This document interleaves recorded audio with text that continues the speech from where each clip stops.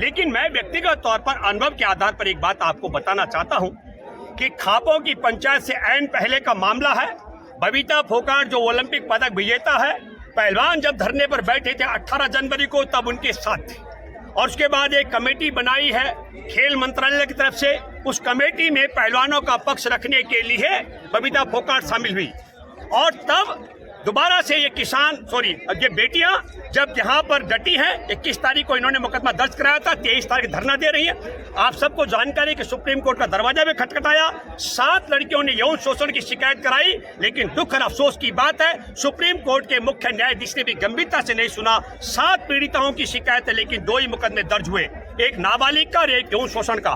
5 मुकदमे गायब कर दिए गए। और फिर मैं ये कहना चाहता हूँ, ये धरना चल रहा है खापों की पंचायत से ऐन पहले। बबीता फोगाट ने एक बहुत बड़ा आरोप लगाया, कहा कि विनेश फोगाट यहाँ पर राजनीति कर रही है।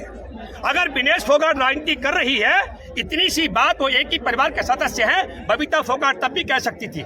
इसलिए मैं ये कहना चाह रहा हूँ कि जिस प्रकार का आरोप बबीता ने लगाया, ठीक मैं ये मानता हूँ कि सरकार की वो नियत से मैच करता हुआ बात है। जैसे आरोपी ब्रजभूषण शरण सिंह निरंतर लगातार है। ब्रजभूषण शरण सिंह ने क्या कहा, पहले आरोप लगाया ये बेटियां पैसा लेकर के बैठी हुई है, तब हमने चुनौती दी, हमने कहा पैसा लेकर के बैठी हुई है तो तुम भी बिठाओ अपने किसी परिवार को झूठा मुकदमा यौन शोषण का दर्ज कराने के लिए, हम देश से चंदा इकट्ठा करके तुम्हारी झोली भर देंगे।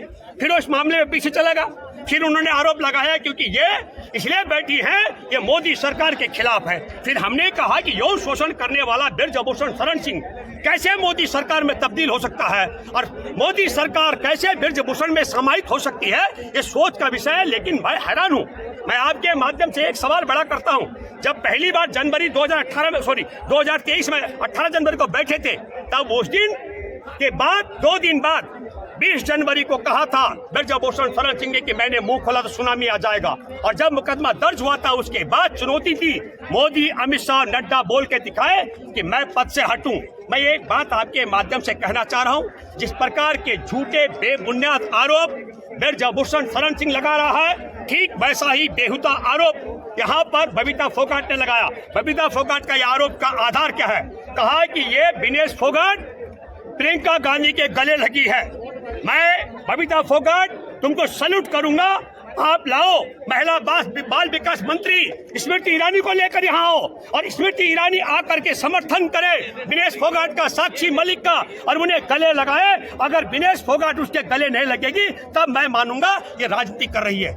लेकिन अगर यहाँ बबीता फोगाट तुम यहाँ पर स्मृति ईरानी जो महिला बाल विकास मंत्री है उसको नहीं ला सकती हो, अपनी महिला सांसदों को लेकर नहीं आ सकती हो, तो इसका मतलब है कि तुम ब्रजभूषण शरण सिंह के इशारे पर, मोदी और अमित शाह के इशारे पर ओलंपिक पदक विजेता बेटियों को बदनाम करने का बेबुनियाद आरोप लगा रही है। और यह ताकत है जो आपने कहा 29 दिन की तरक्की है। जब पहले 18 जनवरी को आए थे तो बड़ी संख्या में पहलवानों को अलग कर दिया गया। 3 बड़े कारण अलग होने के हो सकते हैं। एक, उन्हें उनके भविष्य के भय को दिखाया गया होगा कि तुम्हारा भविष्य पहलवानी का खत्म हो जाएगा। 2, पैसे का लालच दिया गया हो। और 3, हो सकता है विधानसभा या लोकसभा के टिकट का लालच दिया गया हो, ऐसे में तोड़ा गया हो। और अभी ये जो पहलवान बैठी है, साक्षी, विनेश, बजरंग पुनिया, इन सब लोगों के लिए साम दाम दंड भेद खत्म हो गया, इसलिए घर में फूट डालने की बात की जा रही है। और तब मैं ये मानता हूं कि खाप पंचायत से पहले बबीता फोगाट का ये जो बयान आया, अब ये बहुत दुविधा वाली स्थिति हो गई।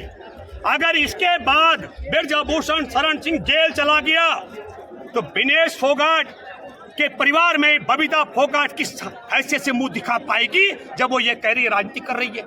और अगर वो जेल नहीं गया तो मैं आपके माध्यम से दावे के साथ में कह सकता हूं, आज की तारीख में अगर ब्रजभूषण शरण सिंह को जेल में डाला भाजपा ने तो नरेंद्र मोदी, अमित शाह की पोल खोल हो जाएगी। गोधरा में किस तरीके से कार सेवकों की बोगी को इन्होंने आग लगवाकर षड्यंत्र किया था, जैसे हिटलर ने संसद भवन में आग लगाकर ऐलान किया था कि सोशलिस्ट और कम्युनिस्टों ने संसद भवन में आग लगा दी है। ठीक उसी तरीके से इन्होंने कार सेवकों की बोगी पे आग लगाकर कहा मुसलमानों ने आग लगा दी है।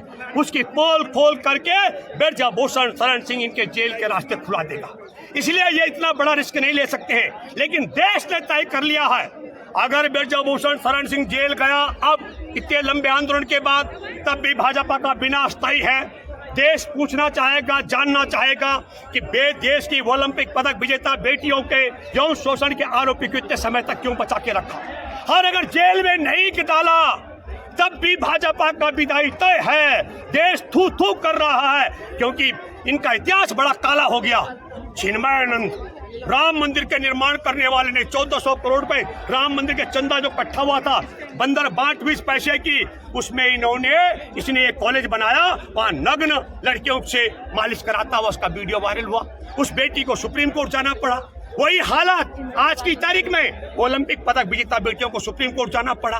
हर एक मुकदमे में आप देखिए हमारे देश के अंदर जो इन्होंने वो उन्नाव में 17 साल की बेटी के साथ में विधायक ने किया था मामला, उस मसले पर भी सुप्रीम कोर्ट से न्याय मिला है। तमाम मामले जो है सुप्रीम कोर्ट जा रहे हैं। और फिर मैं इसलिए कहना चाहता हूं, एक एक मामला अगर हम जाएंगे पड़ताल में तो वह अदालत में जाने के बाद ही, लेकिन ये निपटारा भी करा देते हैं। इसलिए मैं फिर कहना चाहता हूं आपके माध्यम से, हमारे लिए एक बड़ी चुनौती है। और वो चुनौती क्या है कि सुप्रीम कोर्ट के आदेश के बाद यौन शोषण का मुकदमा दर्ज होने के बाद भी आरोपी को गिरफ्तार नहीं किया जा रहा है, क्योंकि देश के अंदर महिला द्रोहियों की सरकार है। और मैं आपको सब दर्शकों को बताना चाहता हूँ, हमारे देश में कानून क्या कहता है। कानून ये कहता है कि एक संत था इनका आसाराम, अगस्त 2013 में उस पर आरोप लगाया उसके वक्त की बेटी ने बलात्कार का।